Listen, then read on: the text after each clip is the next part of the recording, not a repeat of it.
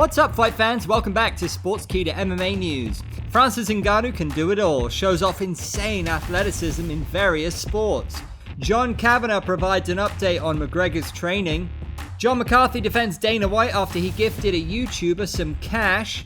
Davison Figueiredo is in hot water with his former manager.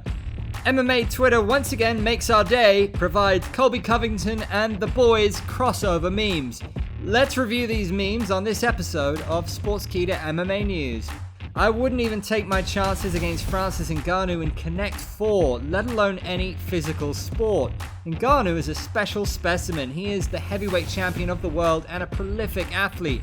The Predator revisited videos of him shooting hoops and tossing a football around. These videos were recorded during the build-up to his crowning rematch against Stipe Miocic. Ngannou posted this throwback on Instagram and captioned it with, "Working on my basketball and football skills before fighting for the belt at UFC 260. At Lethal Shooter, how's my form? Hashtag Throwback Thursday." Francis tagged the Lethal Shooter Instagram account, which is run by a basketball shooting coach. It seems like the more we learn about Francis, it makes us realize that he's not just a fighter, he can lace up the gloves or score a three-pointer like Steph Curry. Ngannou to the Golden State Warriors confirmed. He was also seen throwing an American football. I don't know much about the technique of throwing one of these, but I'm going to assume he threw it well because he's terrifying, and critiquing him sounds like a bad idea. So yeah, look out Tom Brady. Francis has your job security on thin ice. How would you rate Francis's technique here? It's been over a year since Conor McGregor last competed. His previous outing saw him taking on Dustin Poirier for the third time. Unfortunately, this rubber match ended with the Notorious breaking his leg and leaving the trilogy in limbo. A broken leg is a pretty serious ouchie, and this injury sidelined him for more than a year. McGregor has posted some videos of him hitting pads on social media, but nothing that really confirms his return to action anytime soon. On the 11th episode of Block Party, the longtime coach of the Irish superstar gave a refreshing update as to where McGregor is in terms of his recovery. I don't know if you can see the few nicks and marks. He just kind of showed up by surprise, and of course he grabbed me by the neck, and I was subjected to a couple of rounds by this 2,000-pound gorilla. And I came home and I walked in the door, and Orla went, "What happened to you? What's wrong with your head?" And I said, "Oh, Connor showed up," and she just sort of rolled her shoulders and went, "Yeah, that makes sense." So that sounds pretty promising. Love him or hate him, McGregor is great for the sport and his return will be absolutely massive. Conor's coach Kavanagh offered more insights about the training session and said, We had a great roll around, and I think that's literally my first time doing some grappling with him since the lead up to the last fight. So it's been a while.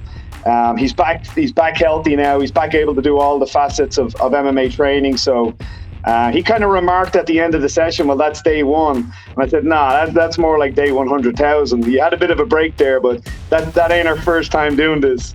Who would you like to see Conor McGregor face on his return to the octagon? Let us know in the comments. You know that dude that Nate Diaz slapped, the reporter from Full Send? Well, one of the founders of Full Send is a Canadian YouTuber, Carl Figueiredo. He's running a successful YouTube channel and sells quite a bit of merch. It's safe to say he's doing well for cash, unlike some people, prelim fighters. When Dana White gifted Carl a bag of money that turned out to be $250,000, fans were wondering why he'd give this money to an already successful content creator instead of the fighters who are the backbone of his company. On a recent episode of Weighing In, Josh Thompson and Big John McCarthy gave their take. Thompson noted that Dana is often generous with his money, saying, "There's been stories before though, John, of like Dana leaving, and this is still his money, of him leaving waitresses and pit bosses and stuff, you know, anywhere between say $10,000 to $20,000 tips. You know, yes. I mean, and there's been stories of it. I mean, I've hung out with friends that are true. Really Good. Yes. You know, they're true. I know they're true because the people that I heard it from are best friends with him. Oh. Big John added to this and vindicated Dana for his generous cash gift. But it's his money, and if he wants to tip that person that much, that's his money. I don't see where you can combine the two. He gets paid by the UFC. Yes, he has made his money off of the UFC. People can try to combine the two as a whole. I look at it completely separate. Fighter pay is UFC. Dana White giving money out, that's his money. Where do you stand on the issue? Is Dana White really at fault, or maybe he should have funneled that money into the pockets of prelim fighters? Do you think he forgot to get Kyle an actual gift and hit the ATM in a panic? Let us know what you think. A great gift you can give us is by hitting that subscribe button. If you're liking the video so far, you can also go ahead and hit that like button as well. Deiveson Figueiredo, aka the two-time flyweight champion of the world, seems to have had a falling out with his former manager Walid Ismail. Not just prelim fighters, but champions too are campaigning for bigger paychecks from the UFC. Figueiredo believed that he was perhaps not being treated fairly by the promotion or by Ismail. When talking to his new manager, Uriah Faber, he found out that he wasn't making what he should be. While other champions are making $600,000 from the UFC, Figgy claims that he never saw more than $200,000. A Twitter user took a photo of this quote and tagged Ismail and the UFC, reviling them for taking advantage of the champ. Walid Ismail responded to this, claiming that it is absolutely untrue. The tweet read, "When Deiveson lost the belt, he received almost $1 million with the gain in the pay-per-view. Never a flyweight had received a percentage in the pay-per-view. Don't repeat shit of those who don't tell the whole truth. Show me a flyweight fighter who made more money than this ungrateful Figgy." Figueiredo's past 3 performances were all against former champions Brandon Moreno. The trilogy really brought some much-needed attention to the flyweight division, which was on the verge of being dissolved by the UFC before that. While we're not sure who can be blamed for the low numbers generated by the division, there is one thing that we can all agree on, and that's that these fighters deserve to be paid more. Which matchup stood out the most from the Figueiredo versus Moreno trilogy? What's better than memes? War memes and hanging with the boys. Well, maybe not those boys, but we're still excited. If the internet has done anything great for humanity, then memes will definitely find itself in that conversation. MMA Twitter proliferates memes very rapidly, and recently they've been using the new season of Amazon Prime's The Boys for references and templates. Scenes from the show depicting Homelander having an emotional breakdown are now being captioned with "My live reaction to Volk vs. Holloway 3. Thank you for that one, at Hayden III, but it's too soon." The most common clip of the show that's being used for these memes involves Homelander receiving a warm reception that he totally did not expect, and the shock soon morphed into a smile.